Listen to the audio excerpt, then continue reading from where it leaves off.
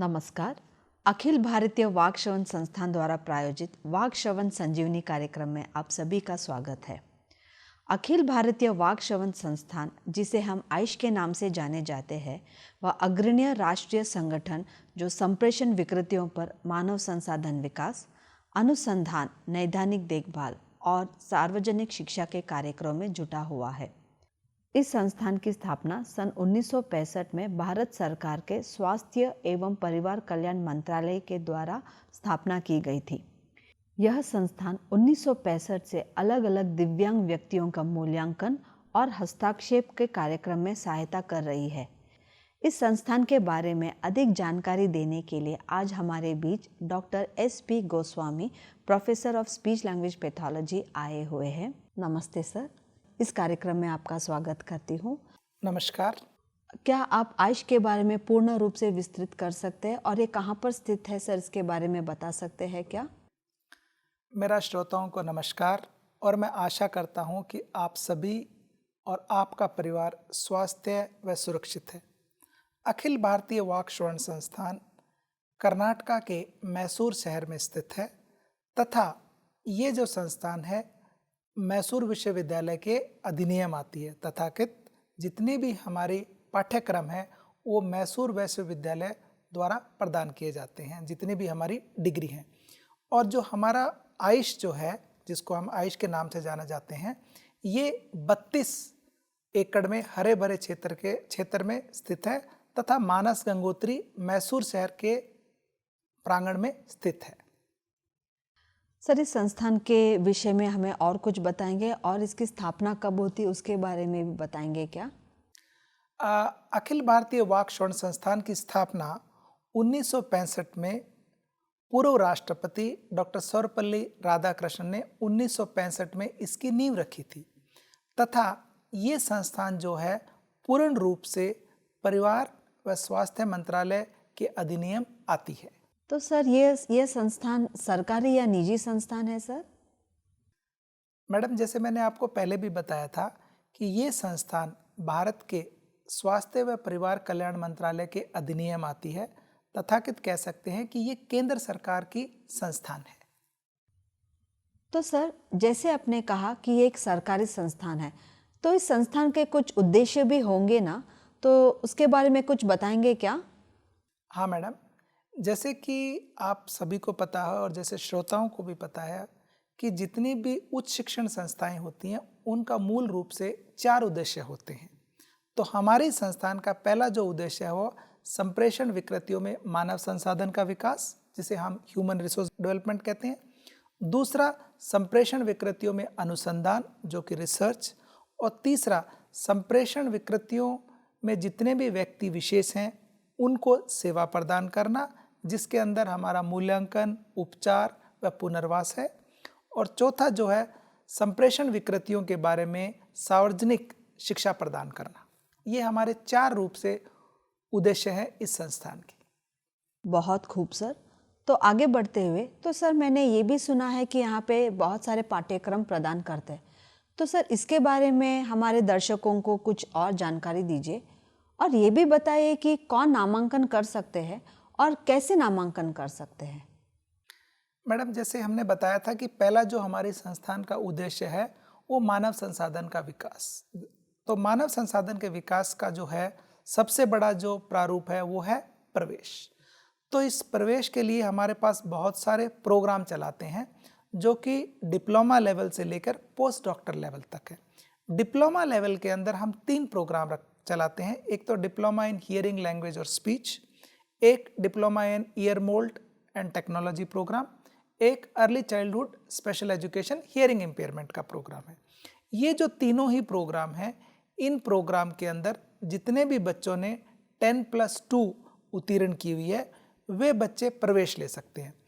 परंतु जो प्रवेश जो है उसका प्रारूप क्या है कि जो रिहैबिलिटेशन काउंसिल ऑफ इंडिया है वो एक all India level exam conduct करता है। उस एग्ज़ाम के अंदर जो बच्चे उत्तीर्ण होते हैं वही बच्चे 10+2 किया हुआ और जो रिहैबिलिटेशन काउंसिल ऑफ इंडिया ने जो परीक्षा करवाई है उसमें भी उत्तीर्ण होने के बाद ही बच्चे प्रवेश ले सकते हैं। ये हुआ हमारा डिप्लोमा लेवल का प्रोग्राम जो कि 10+2 के बेस के ऊपर है। दूसरा जो हमारा प्रोग्राम है, जो बड़ा प्रोग्राम जिसको हम चलते हैं, bachelor in audiology and speech language pathology और BEd special education hearing impairment. Bachelor in audiology और स्पीच लैंग्वेज पैथोलॉजी ये 4 साल का प्रोग्राम है, जबकि BEd special education hearing impairment 2 साल का प्रोग्राम है। बैचलर इन ऑडियोलॉजी और स्पीच लैंग्वेज पैथोलॉजी प्रोग्राम भी वही बच्चे प्रवेश ले सकते हैं जिन्होंने 10+2 के अंदर PCM जैसे फिजिक्स केमिस्ट्री बायोलॉजी या फिजिक्स केमिस्ट्री मैथ से 50% मार्क्स से ऊपर उत्तीर्ण किया हुआ, और एक हमारा एंट्रेंस एग्जाम होता है जो कि भारत के विभिन्न शहरों में हम उसको एंट्रेंस एग्जाम करवाते हैं, और उस एंट्रेंस एग्जाम के मार्क्स जो आते हैं उसी मार्क्स के बेस पे एक मेरिट बनाई जाती है और फिर बच्चों का प्रवेश किया जाता है। दूसरा जो हमारा BEd special education hearing impairment जो प्रोग्राम है, उसको हम जितने भी बच्चों ने बैचलर्स लेवल किया हुआ प्रोग्राम और जो बैचलर लेवल के अंदर बेसिक साइंस से किया हुआ है या आर्ट से हुआ है, उनके जो मार्क्स आते हैं उसी मार्क्स के बेस के ऊपर मेरिट बनाई जाती है और बच्चों का प्रवेश किया जाता है। तीसरा जो हमारा बड़ा प्रोग्राम जो हम चलाते हैं वो है मास्टर्स इन ऑडियोलॉजी, जिसको हम MSc ऑडियोलॉजी कहते हैं, और masters in speech language pathology जो MSc स्पीच लैंग्वेज पैथोलॉजी, और MEd special education hearing impairment. ये तीनों ही प्रोग्रामों के लिए हम एक राष्ट्रीय स्तर के ऊपर एग्ज़ाम लेते हैं और जो कि बहुत सारे शहरों में करवाते हैं, और जितने भी जो मार्क्स आते हैं उन मार्क्स के बेस के ऊपर इन प्रोग्राम्स के अंदर प्रवेश किया जाता है। इसमें ध्यान रखने वाली बात यही है कि जो मास्टर्स इन ऑडियोलॉजी और masters in speech language pathology है, वे इस प्रोग्राम के अंदर वे ही बच्चे प्रवेश ले सकते हैं जिन्होंने बैचलर इन ऑडियोलॉजी और स्पीच लैंग्वेज पैथोलॉजी किया हुआ। इसी तरह से MEd special education hearing impairment में वही बच्चे प्रवेश ले सकते हैं जिन्होंने BEd special education hearing impairment की है। चौथा जो हमारा बड़ा प्रोग्राम होता है जो डॉक्टर लेवल के ऊपर है, वो PhD in audiology, PhD in speech language pathology, PhD in special education, PhD in linguistics और PhD in speech and hearing. ये जो PhD प्रोग्राम होते हैं ये हमारे मैसूर विश्वविद्यालय एक राष्ट्रीय स्तर के ऊपर प्रवेश करवाता है। उस प्रवेश के आधार के ऊपर ही हम बच्चों को जो परिणाम आता है उसी के हिसाब से बच्चों का एडमिशन लिया जाता है। परंतु देखने वाली एक बात यह है कि जो PhD प्रोग्राम है उसमें यूनिवर्सिटी ऑफ मैसूर के कुछ क्राइटेरिया हैं। जैसे आपके जो एंट्रेंस एग्ज़ाम है उसमें 50% से ऊपर मार्क्स आने चाहिए, वही बच्चे PhD प्रोग्राम में प्रवेश ले सकते हैं। और इस PhD प्रोग्राम के लिए हम जो है कुछ बच्चों को जूनियर रिसर्च फेलोशिप भी देते हैं। और जो पोस्ट डॉक्टरल प्रोग्राम है वो पोस्ट डॉक्टरल प्रोग्राम के हमारे पास 2 सीटें हैं। जिन बच्चों ने PhD in audiology, PhD in speech pathology या PhD इन स्पेशल एजुकेशन में की है, वो बच्चे पोस्ट डॉक्टरल फेलोशिप भी कर सकते हैं। बहुत ही बढ़िया जानकारी सर। आपने आपका आयुष का उद्देश्य में कहा था अनुसंधान, तो सर आप बता सकते हैं कि किस किस विषय में अनुसंधान या शोध चल रहा है आयुष में? मैडम, जैसे मैंने आपको पहले भी बताया था कि अनुसंधान एक हमारा बड़ा उद्देश्य है। किसी भी उच्च स्तरीय संस्थान का सबसे बड़ा उद्देश्य अनुसंधान ही होता है। और मैं श्रोताओं को भी ये बताना चाहता हूँ कि जो अनुसंधान होता है उसका ना कोई रूप है, ना कोई प्रारूप है और ना उसकी कोई सीमाएं हैं। जो अनुसंधान जो करते हैं वो व्याख्याता के ऊपर, वैज्ञानिक के ऊपर निर्भर करता है कि वो किस क्षेत्र में करता है। पर मोटे रूप से जो हमारा जो अनुसंधान है वो हम संप्रेषण विकृतियों वाले व्यक्ति विशेषकों के बारे में अनुसंधान करते हैं। तो जो भी हम अनुसंधान करते हैं उस अनुसंधान के बहुत सारे प्रारूप हो सकते हैं। जैसे कि हम कोई टेस्ट बनाना है, कोई टूल बनाने हैं, कोई नई टेक्नोलॉजी यूज़ करनी है, या कोई नई पॉलिसीज़ जो योजनाएं हैं उन योजनाओं का जो भी सरकार केंद्र या राज्य सरकार दे रही है उनका इन जितने भी संप्रेषण विकृति वाले व्यक्ति विशेष हैं उनके ऊपर क्या प्रभाव पड़ पा रहा है, न केवल उनके ऊपर बल्कि उनके परिवार के ऊपर भी। तो जो अनुसंधान जो है उस अनुसंधान की नींव हम जितने भी हमारे बच्चे बैचलर्स या मास्टर्स लेवल के अंदर जो प्रवेश लेते हैं उन्हीं से हम शुरू की जाती है। क्योंकि हम विश्वास करते हैं कि जितने भी बच्चे यंग बच्चे होंगे जो बैचलर्स या मास्टर्स लेवल पे होंगे, अगर उनके अंदर अनुसंधान की रुचि आ जाएगी तो वो बड़े होकर अच्छे वैज्ञानिक बन सकते हैं। और आपको जानकर ये खुशी होगी कि जितना विज्ञान या जितने वैज्ञानिक कार्य करेंगे उतना ज़्यादा संप्रेषण विकृतियों वाले व्यक्ति विशेषज्ञों की जो कार्यशैली जीवन शैली में सुधार होगा। आप जानते होंगे कि जो अनुसंधान है वो एक बहुत बड़ा है, उसकी कोई सीमा नहीं होती है, पर अनुसंधान में जो लोग जुटे होते हैं वो बहुत कम, परंतु अनुसंधान का जो आउटकम होता है वो बहुत बड़ा है। जैसे आपने अभी देखा होगा कि कोविड के अंदर जो वैज्ञानिक हैं वो बहुत कम लगे हुए हैं, कोई 1000 या 2000 वैज्ञानिक होंगे पूरे विश्व भर में, परंतु उनकी जो अनुसंधान से जो वैक्सीन आई है, जो उसका इफेक्ट है वो सारे संसार के ऊपर है। तो कह सकते हैं कि जो अनुसंधान है उसका कोई सीमाएं नहीं है, परंतु हम जो अनुसंधान करते हैं वो जितने भी संप्रेषण विकृतियों वाले क्षेत्र में करते हैं, तथा जिन व्यक्ति विशेषज्ञों को बोलने में, सुनने में या समझने में किसी भी तरह की कठिनाई हो, उनके ऊपर भी हम अनुसंधान करते हैं। और जो हमारा जो अनुसंधान है वो केवल भारत या राज्य सरकार तक स्थित नहीं है। हमारा जो अनुसंधान है वो अंतर्राष्ट्रीय स्तर के ऊपर भी है। हमारे जो भी व्याख्याता, जो भी वैज्ञानिक हैं, वो DST हुआ, department of science technology, ICMR हुआ, या जितनी भी अंतर्राष्ट्रीय स्तर की अनुसंधान है जो इस क्षेत्र में पैसा देती हैं, वहाँ हम लोग अप्लाई करते हैं और अनुसंधान करते हैं। तो हमारा अनुसंधान जो है वो एक टीम की अप्रोच है, टीम अप्रोच, जिसको हम कहते हैं ट्रांसडिसिप्लिनरी और इंटरडिसिप्लिनरी। पर इसका प्रारूप यही है कि हम जितने भी संप्रेषण विकृति वाले व्यक्ति विशेष हैं, उनकी कार्यशैली, उनकी जीवन शैली, उनको हम कैसे आत्मनिर्भर बना सकें, उसी क्षेत्र में हम अनुसंधान कर रहे हैं। सर, आपने एक शब्दावली का प्रयोग किया, व्यक्ति विशेष। सर, इसके बारे में कुछ और जानकारी देंगे? बहुत ही खूबसूरत शब्दावली है व्यक्ति विशेष, इसके बारे में बताइए सर। मैडम, मैंने व्यक्ति विशेष शब्दावली जो यूज़ की है उसका मतलब ये हुआ कि व्यक्ति के व्यक्तित्व का भाव देखा जा सकता है। मतलब किसी भी व्यक्ति को उसके व्यक्तित्व से जाना जाता है। जैसे आप और मैं हैं तो आपको आपके नाम से जाना जाता है, आपके काम से जाना जाता है, आपके कार्य से जाना जाता है।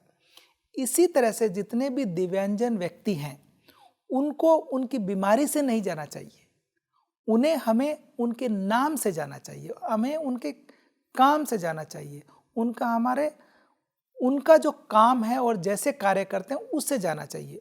जैसे कि आजकल आपने सुना होगा कोविड के अंदर हमें बीमार से नहीं लड़ना है, हमें बीमारी से लड़ना है। तो इसी तरह से जो व्यक्ति विशेष जो है, दिव्यांगजन व्यक्ति जो है, वो उनको उनकी दिव्यांगजना से नहीं जानना चाहिए, परंतु उनके नाम से, उनके काम से, उनके कार्य से, उनके कार्यशैली से, उनके व्यक्तित्व से। सो ये व्यक्ति विशेष है, एक व्यक्तित्व का अभाव लाता है। जो भाषा है, जो भाषा हम यूज़ करेंगे उस भाषा का कोई ना कोई भाव होना चाहिए। और मुझे लगता है कि व्यक्ति विशेष एक भाव है, जो एक भाषा का बहुत बड़ा भाव है, जो दिव्यांगजनों के लिए एक, हम तो कह सकते हैं, आदर सत्कार है। सर, बहुत खूब सर। तो आगे बढ़ते हुए मुझे ये बताइए, आपके संस्थान में किस प्रकार के व्यक्ति विशेष लाभ उठा सकते हैं? मैडम, हमारे संस्थान का जो सबसे बड़ा एक उद्देश्य है वो परामर्श देना। तो जो परामर्श जो है, हम जितने भी व्यक्ति विशेष जिन्हें बोलने में, सुनने में या किसी तरह की शिक्षा के अंदर किसी तरह की तकलीफ हो या किसी तरह की प्रॉब्लम हो, उनका तथा उनकी सोच या समझने में भी किसी तरह की अगर कोई दिक्कत या तकलीफ या कठिनाई हो, उन सभी का परामर्श किया जाता है। और परामर्श के बाद हम उनका मूल्यांकन, और मूल्यांकन के बाद हम उनका उपचार व पुनर्वास करते हैं। मैं आपको बताना चाहूँगा कि जो हमारे बोलने, सुनने, समझने या शैक्षणिक कठिनाइयाँ या बीमारियाँ जो विकृतियाँ हैं वो बचपन से भी आ सकती हैं, किशोर अवस्था में भी आ सकती हैं और वृद्धावस्था में। तो हम कह सकते हैं कि जितनी भी ये विकृतियाँ हैं वो 0 से लेके जीरियाट्रिक्स तक, मतलब इसका कोई उम्र नहीं है। कब बोलने, सुनने, समझने या शैक्षणिक क्षेत्रों में किसको कठिनाई हो ये कोई नहीं बता सकता। आज से कुछ साल पहले, जैसे अगर आप लिखें कि 2000 से पहले, 2000 के बाद जैसे जैसे टेक्नोलॉजी के अंदर एडवांस हुआ है और साइंस बढ़ा है, वैसे वैसे ये विकृतियां भी बढ़ने लगी हैं। क्योंकि जो साइंस बढ़ा है तो जितने भी पहले की जो बीमारियां हुआ करती थी या जो बच्चे रिस्क के ऊपर हुआ करते थे, क्योंकि आपके मेडिसिन ने इतना इम्प्रूवमेंट हो गया है कि जो बच्चे पहले रिस्क के ऊपर थे वो आजकल सर्वाइव हो गए हैं। पर सर्वाइव तो हो जाते हैं, बच तो जाते हैं, परंतु उनमें किसी न किसी तरह की विकलांगता या विकृतियां आ जाती हैं, उनमें संप्रेषण विकृतियां एक हैं। तो इससे हम कह सकते हैं कि एक तो 0 से लेकर जीरियाट्रिक्स तक, तो उसमें क्या होता है, आपको बोलने में कोई तकलीफ हो, हकलाने में, तुतलाने के अंदर या वॉइस के अंदर कोई प्रॉब्लम हो सकती है, या बच्चों को आपने कई बार देखा होगा कि कईयों का होठ कट जाता है या तलवा कट जाता है, तो उनका भी हम परामर्श करते हैं, उनको भी हम सेवाएं प्रदान करते हैं, उनका भी हम मूल्यांकन करते हैं। इसी तरह से किशोर अवस्था के अंदर भी बहुत सारी बीमारी आ सकती हैं, जैसे कोई लड़के की आवाज़ लड़की जैसी हो सकती है, या कई बार कैंसर हो जाता है गले का, या कई बार आपने सुना होगा कि कुछ बच्चे नाक के अंदर बोलते हैं और कुछ बच्चे हकलाते भी रहते हैं। इसी तरह से वृद्धावस्था के अंदर और किशोर अवस्था और वृद्धावस्था के अंदर दो बड़ी बड़ी आजकल विकृतियां संप्रेषण के अंदर आ रही हैं। वो हैं कि जैसे कई बार स्ट्रोक हो जाता है, कई बार आप याददाश्त चली जाती है, कई बार आपने सोचा होगा कि ब्रेन को, मस्तिष्क के अंदर अगर कोई चोट लग जाती है तो उस चोट लगने के कारण वो बोल नहीं पाता है, उसकी आवाज़ चली जाती है, भाषा चली जाती है, उसकी भाषा की क्लैरिटी चली जाती है, याददाश्त चली जाती है। तो हमारा जो प्रारूप है और जो हमारी सेवाओं का जो प्रारूप है और प्रावधान है वो काफ़ी बड़ा है, और जो हम सेवाएं प्रदान करते हैं वो आपको जानकर आश्चर्यचकित होगा कि हमारी जो सेवाएं हैं वो अंतर्राष्ट्रीय स्तर की सेवाएं हैं। जब मैं कह रहा हूँ कि आपको अंतर्राष्ट्रीय स्तर की सेवाएं हैं, मेरा कहने का तात्पर्य ये है कि हम हमारे सभी व्यक्ति विशेषज्ञों को उतना ही आदर निरादर करते हैं जितना कि आप प्राइवेट सेक्टर में करो या अंतर्राष्ट्रीय स्तर पे। दूसरा, हमारी जितनी भी लैब, जो भी हम टेक्नोलॉजी यूज़ करते हैं, जो भी हम टेस्ट यूज़ करते हैं, जो भी हम टूल यूज़ करते हैं, जो भी हम उपचार करते हैं, वो अंतर्राष्ट्रीय स्तर के हैं। और इसके साथ साथ हमारे पास बहुत सारे जो वैज्ञानिक भी हैं, व्याख्याता भी हैं और स्पेशलिस्ट भी हैं। तो हमारे जितने भी स्पेशलिस्ट हैं, जैसे कि हमारा ऑडियोलॉजिस्ट और स्पीच लैंग्वेज पैथोलॉजिस्ट, हमारा क्लिनिकल साइकोलॉजिस्ट, हमारे ईएनटी डॉक्टर्स और हमारे special educators, physiotherapist, occupational therapist, और इसके साथ साथ हमारे पास कुछ विशेष विशेषज्ञों को भी बुलाया जाता है, जैसे कि न्यूरोलॉजिस्ट, प्लास्टिक सर्जन। तो मेरा कहने का तात्पर्य यह है कि हमारा एक टीम है, जो टीम जो है बच्चों से लेके बुढ़ापे तक, बचपन से लेके वृद्ध अवस्था तक जितनी भी संप्रेषण में विकृतियां होती हैं उनकी पहचान करते हैं, उनका उपचार करते हैं, उनका पुनर्वास करते हैं। और इसी प्रारूप के अंदर हम कुछ विशेष इकाइयां भी चलाते हैं, जैसे लर्निंग डिसेबिलिटी के अंदर हुआ, एक for clinic for adult and elderly persons के लिए चलाते हैं, क्रेनियोफेशियल एनोमलीज के अंदर भी चलाते हैं, वॉइस के अंदर भी चलाते हैं।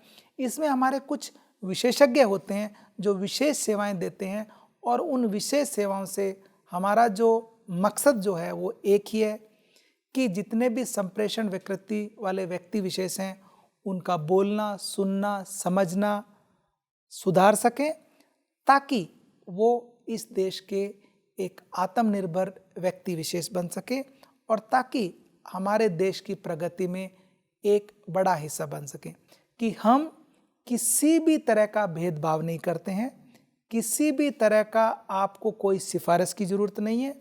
हम अंतर्राष्ट्रीय स्तर पे सभी का साथ, सभी को एक ही सामान से देखते हैं, एक ही तरह से देखते हैं और जो हमारी सेवाएं जो हैं वो अंतर्राष्ट्रीय स्तर की हैं।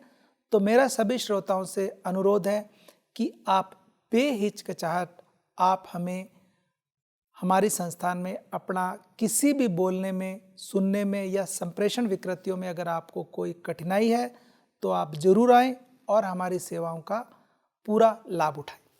धन्यवाद सर, बहुत ही अच्छी जानकारी।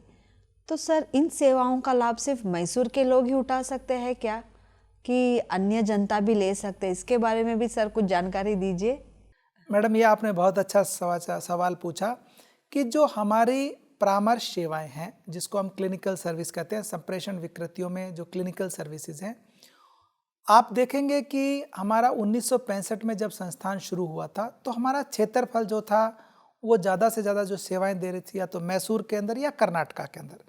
परंतु जैसे जैसे टाइम बढ़ा है और जैसे जैसे हमने ज़्यादा अनुसंधान किया है, जैसे जैसे संस्थान आगे बढ़ी है, उसी हिसाब से हमारा क्षेत्रफल भी बढ़ गया है और जो टेक्नोलॉजी है उसने हमें बाकी लोगों से कनेक्ट करने में बहुत बड़ा सहयोग किया है।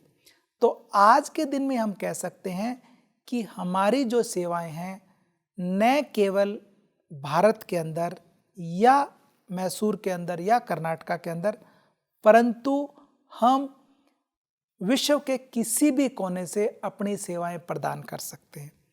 और मैं श्रोताओं को ये कहते हुए मुझे बड़ी खुशी हो रही है कि जो भी हम सेवाएं प्रदान करेंगे, हमारी सेवाएं अंतर्राष्ट्रीय स्तर की है।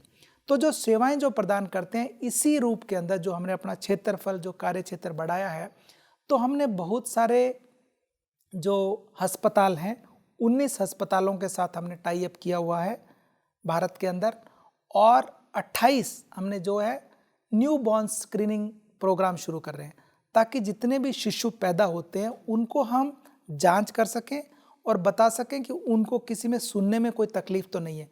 क्योंकि हम जो आज जो टेक्नोलॉजी है उसके हिसाब से हम कहते हैं बच्चा 1 दिन का भी हुआ तब भी हम बता सकते हैं कि इस बच्चे को सुनने में कोई तकलीफ है या नहीं है, ताकि उस बच्चे का मूल्यांकन किया जा सके, उस बच्चे का उपचार किया जा सके।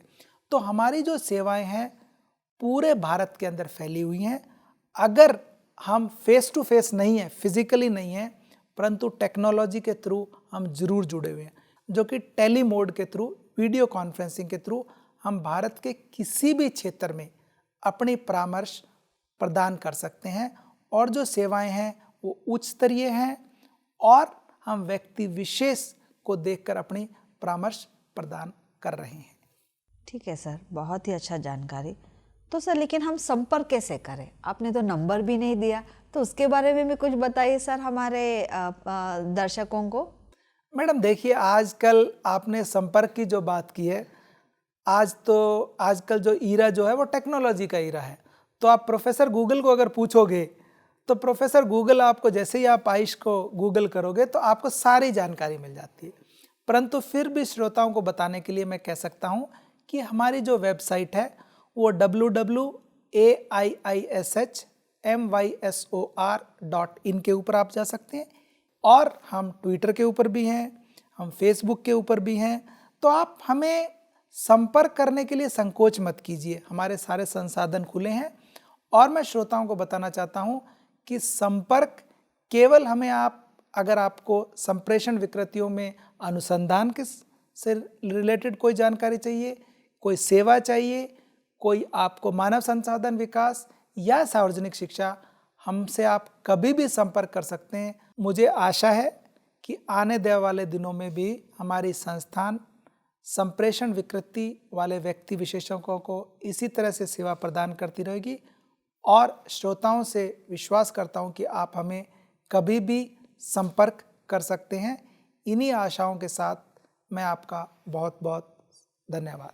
मुझे उम्मीद है इस कार्यक्रम के बाद और लोग और जनता हमारे सेवाओं का लाभ उठाएंगे।